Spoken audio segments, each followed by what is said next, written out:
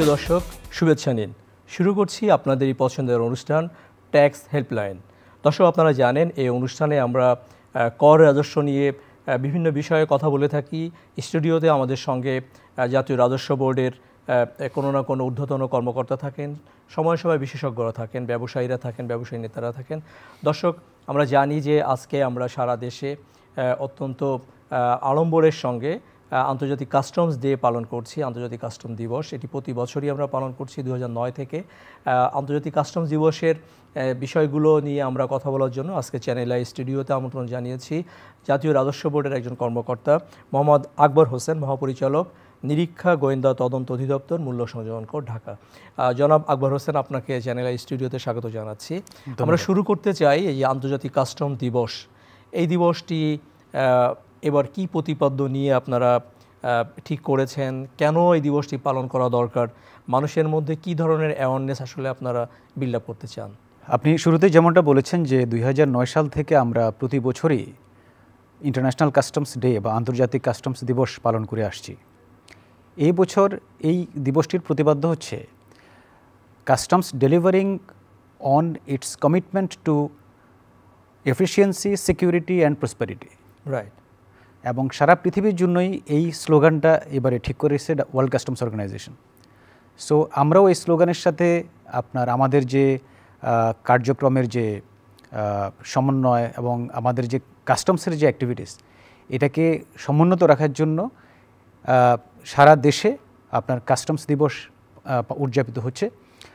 এখানে স্লোগান থেকে আমরা যেমনটা বুঝি যে কাস্টমসের যে কার্যক্রম, আমাদের যে প্রতিশ্রুতি, অর্থাৎ যাত্রী সেবা, ট্রেড ফ্যাসিলিটেশন এবং অন্যান্য ক্ষেত্রে এবং দেশের অর্থনৈতিক উন্নয়নে আমাদের প্রতিশ্রুতি হবে যে আমাদের সেবার যে কমিটমেন্ট সেটা এরকম হবে যেটা এফিসিয়েন্সি নিশ্চিত করবে, সিকিউরিটি নিশ্চিত করবে মানুষের, অ্যাট দ্য সেম টাইম দেশের যে অর্থনৈতিক যে সমৃদ্ধি সেটা নিশ্চিত করবে। এবং এই উপজীব্যকে সামনে রেখেই বাংলাদেশ কাস্টমস তার কার্যক্রম চালিয়ে যাচ্ছে। আন্তর্জাতিক কাস্টম দিবসের যে প্রতিপাদ্যটি, আমি যদি বাংলায় বলি, আপনি ইংরেজিতে শুরু করেছিলেন যে কাস্টমস সেবায় প্রতিশ্রুতি, দক্ষতা, নিরাপত্তা ও প্রগতি। আমরা দক্ষতার কথা বলছি, সেবার কথা বলছি, নিরাপত্তা এবং প্রগতির কথা বলছি। নিরাপত্তার বিষয়টি কেন আসে? আসলে আমরা জানি যে এই সিকিউরিটি ইস্যুটা আমরা সাধারণত যুদ্ধ ক্ষেত্রের কথা ভাবি বা আমাকে কেউ অ্যাটাক করছে এটা ভাবি। কাস্টমসের সাথে নিরাপত্তার কি সম্পর্ক আসলে? একটা সময় ছিল যে আপনি জানেন যে কাস্টমসের মূল কাজ ছিল রাজস্ব আদায় করা। রাইট। কিন্তু এখন যদি আপনি ওয়ার্ল্ড কাস্টমস অর্গানাইজেশনের যে প্রতিপাদ্য সেটা দেখেন যে রাজস্ব আদায়ের চাইতে কাস্টমসের অন্যতম কাজ হচ্ছে এখন সামাজিক সুরক্ষা এবং নিরাপত্তা এবং অর্থনৈতিক সমৃদ্ধি, এগুলো নিয়ে কাজ করা। আপনি দেখবেন যে রাজস্ব আদায়টা কাস্টমসের দিন দিন কমে আসতেছে। যেহেতু আমরা ওয়ার্ল্ড ট্রেড অর্গানাইজেশনের অন্যতম সদস্য, আমরা কাস্টমসের যে শুল্ক, অর্থাৎ আমদানি পর্যায়ে যে শুল্ক, সেটা কমিয়ে আনবো ধারাবাহিকভাবে এবং আমাদের স্থানীয় যে রাজস্ব সেটাতে আমরা মনোযোগ দেব। কিন্তু আমরা যখন বাংলাদেশে কোনো জিনিস ঢুকবে, সেটা সেই কনসাইনমেন্ট যখন আসবে, সেটা আমাদের সামাজিক সুরক্ষা নিশ্চিত করবে কিনা, ওই আমদানিকৃত যে কনসাইনমেন্ট সেখানে কোনো এমন কিছু থাকবে কিনা যেটা আমাদের দেশের জন্য হানিকর অথবা আমাদের অর্থনীতির জন্য বিপর্যয় ডেকে আনতে পারে। যার কারণে ওই যে নিরাপত্তা, সেটার ব্যাপারে আমাদেরকে খুব সজাগ থাকতে হয়। সেটা শুধু বাংলাদেশ নয়, সারা পৃথিবী এখন নিরাপত্তা নিয়ে উদ্বিগ্ন। যে আপনি যে কনসাইনমেন্টটা আসতেছে, যেই আপনি এয়ারক্রাফটে যে পণ্য চালান আপনি লোড করলেন, সেই পণ্য চালানের মধ্যে অন্য কিছু থাকতেছে কিনা, সেই পণ্য চালানের মধ্যে কোনো ড্রাগস থাকতেছে কিনা, সেই পণ্য চালানের যে পণ্যটা আসার কথা সেই পণ্যটাতে যে কেমিক্যাল, সেই কেমিক্যালে কোনো ভেজাল আছে কিনা, অর্থাৎ যে খাদ্যদ্রব্য আসতেছে সেটাতে কোনো ভেজাল আছে কিনা, এগুলোকে নিশ্চিত করা। এবং এটা যদি কোনো মতে কোনো শিথিলতা বা গাফিলতি থাকে কাস্টমসের, তাহলে আমাদের যে সামাজিক নিরাপত্তা সেটা যেমন বিঘ্নিত হবে, অ্যাট দ্য সেম টাইম যে দেশের যে নিরাপত্তা সেটাও বিঘ্নিত হতে পারে। যার কারণে ওয়ার্ল্ড কাস্টমস অর্গানাইজেশন রাজস্ব আদায়ের পাশাপাশি সিকিউরিটির উপরে জোর দিয়েছে। আমরা যখন কাস্টমসের শুল্কায়নের কথা বলি, একই সঙ্গে হয়রানির বিষয়টাও চলে আসে।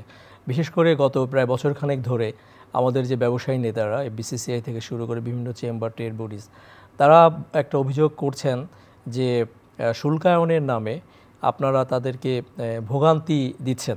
হয়রানির যে বিষয়টা বলা হয় যে শুল্কায়নের ক্ষেত্রে, শুল্কায়ন বলতে আমি যদি আপনার দর্শকদের জন্য সহজে বলি, আমদানি এবং রপ্তানি যখন হয় কোনো পণ্য চালান, সেই পণ্য চালান যখন আমদানি হবে, আমদানির ক্ষেত্রে এই পণ্য চালানে যথাযথ পণ্য আমদানিকারকের ঘোষণা মোতাবেক আছে কিনা সেই জিনিসটা পরীক্ষা করে দেখা, একই সাথে এই আমদানিকৃত পণ্য চালানের উপরে যে বাংলাদেশের আইন অনুযায়ী যে পরিমাণ রাজস্ব বা শুল্ক আদায় করার কথা সেটা যথাযথভাবে আদায় হচ্ছে কিনা এই জিনিসটা নিশ্চিত করাই হচ্ছে মূলত শুল্কায়নের কাজ। এটাকে আমরা অ্যাসেসমেন্ট বা শুল্কায়ন বলে থাকি। জি জি। এখন এই কাজটা যখন করতে হয় তখন অনেক ক্ষেত্রে কিছু হয়রানির অভিযোগ উঠে, এটা আমরা অস্বীকার করছি না। যখনই আপনি কোনো অ্যাসেসমেন্ট করতে হয় সেক্ষেত্রে কাস্টমস কর্মকর্তাকে ওই পণ্যটা যথাযথ পণ্য কিনা, এটাতে যেই এইচএস কোড অর্থাৎ যেই কোডে এটা শুল্কায়ন হবে সেই কোডটা যথাযথ আছে কিনা এবং যে সকল ডকুমেন্ট সাবমিট করা হচ্ছে সেই ডকুমেন্টের যথার্থতা ঠিক আছে কিনা এই জিনিসগুলা পরীক্ষা করতে হয়। পরীক্ষা করে যাচাই করে সঠিক পেলে তারপরে আপনার পণ্যটা খালাস দেওয়া হয়।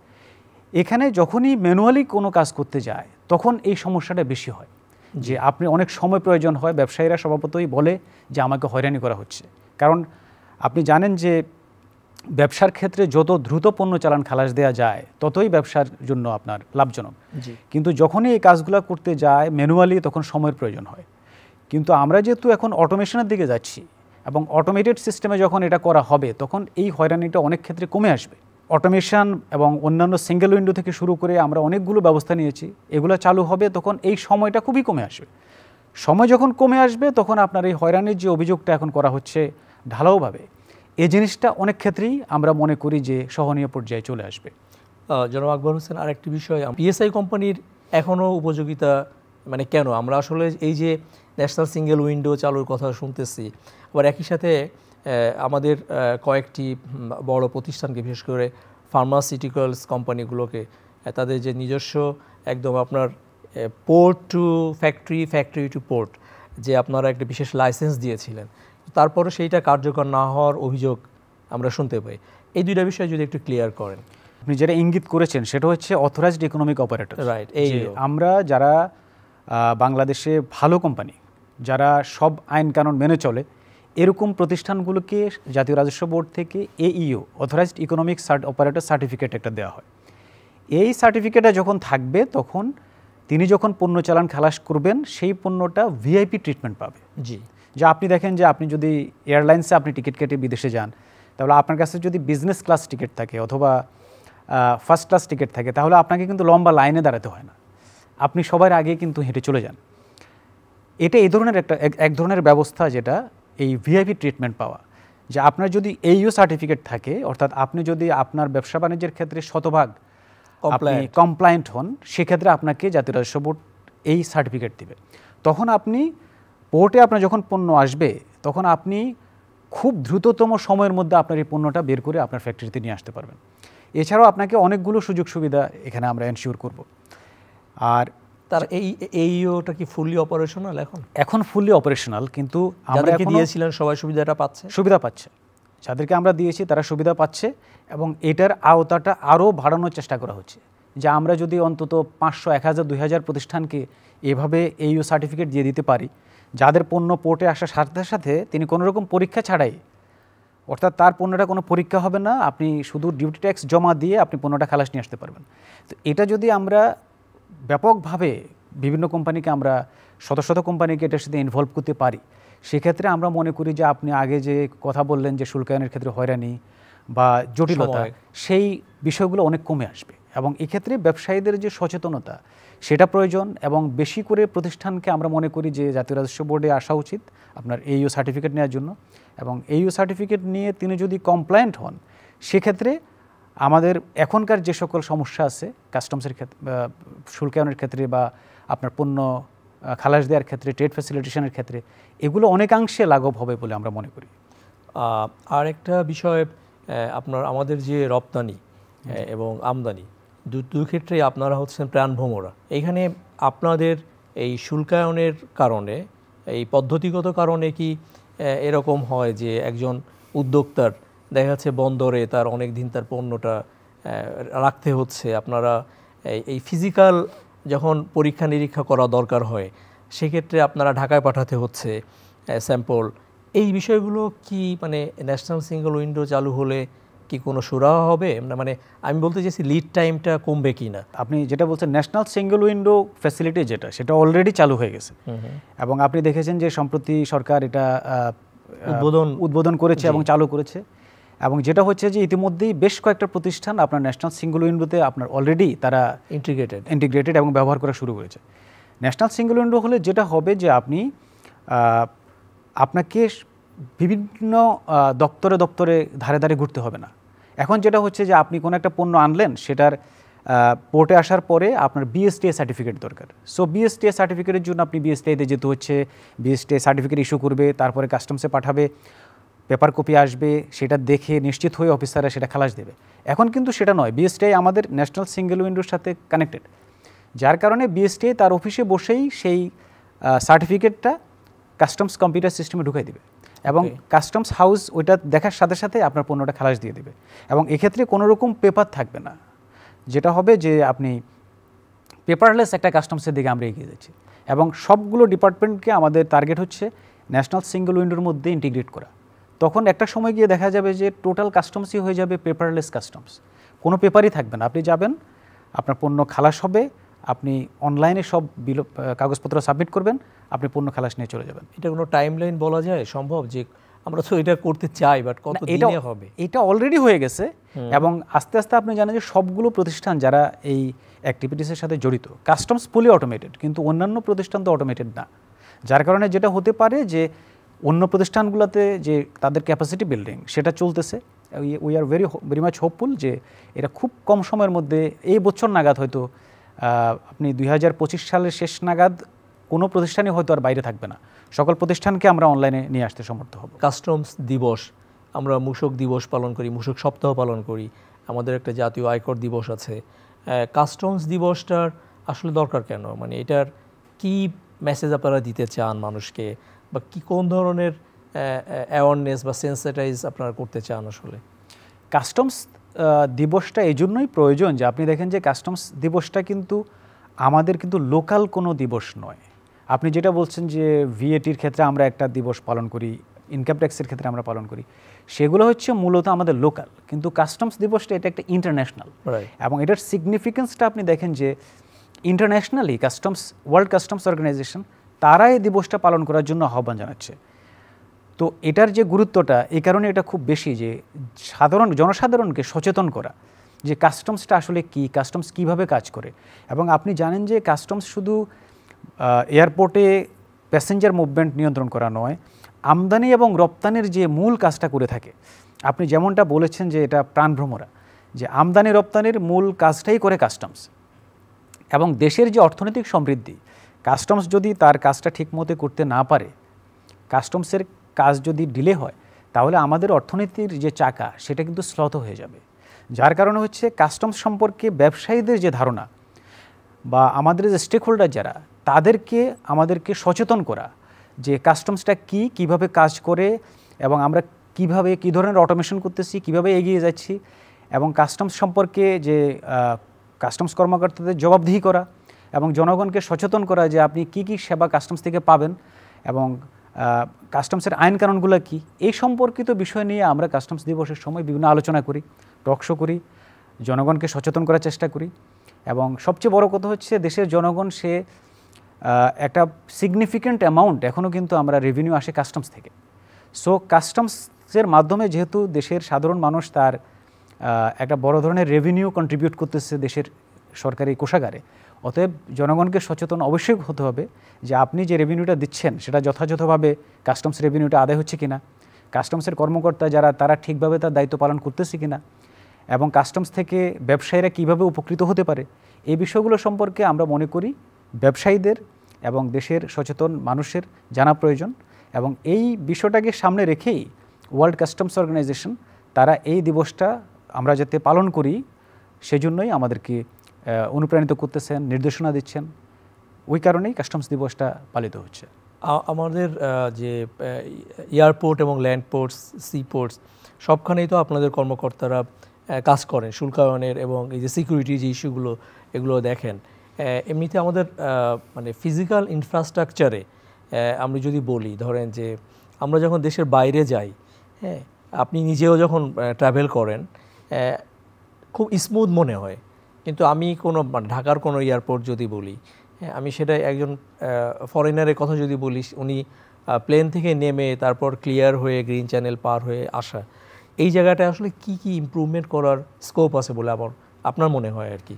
আপনি যেমনটা বলেছেন যে আমরা যখন পৃথিবীর উন্নত দেশগুলোতে যাই তখন এয়ারপোর্টে আমরা যেরকম সেবাটা পাই সেটা হয়তো আমাদের এয়ারপোর্টে যখন আমরা নামি সেরকম সেবাটা আমরা এখানে পাই না, এটা সত্য।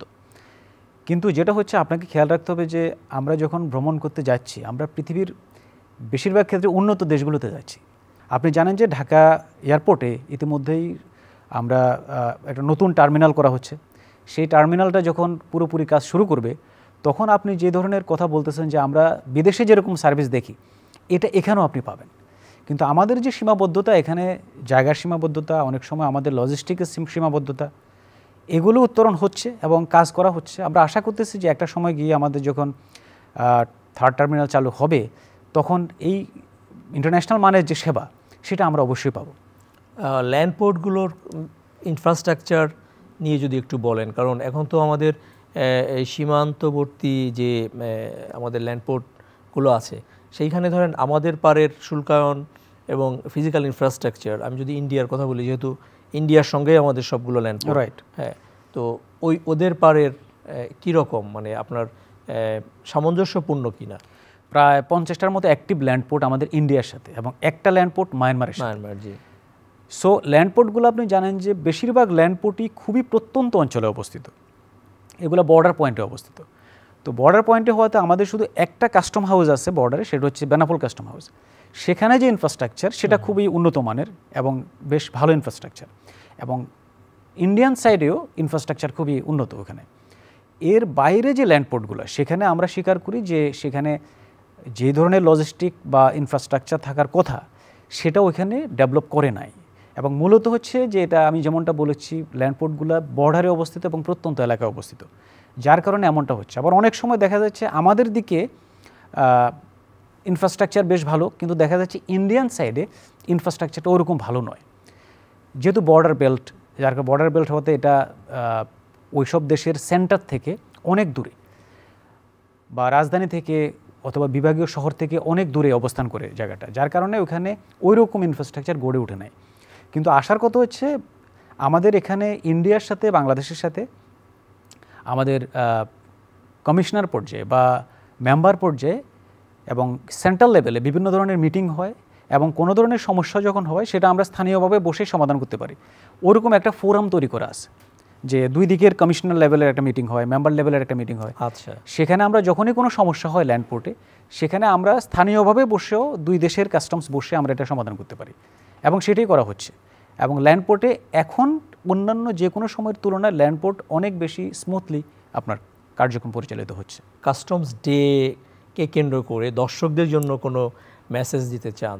দর্শকদের জন্য আমাদের একটাই মেসেজ থাকবে যে আমাদের সম্মানিত দর্শক যারা, যে আপনারা কাস্টমস সম্পর্কে জানুন, কাস্টমসের যে কর্মকাণ্ড আছে সেগুলো সম্পর্কে জানুন। আপনি যেহেতু দেশের ট্যাক্স দেন, আপনি কাস্টমস শুল্ক যেটা, এটা পুরোটাই আমরা জানি যে এটা পরোক্ষ কর।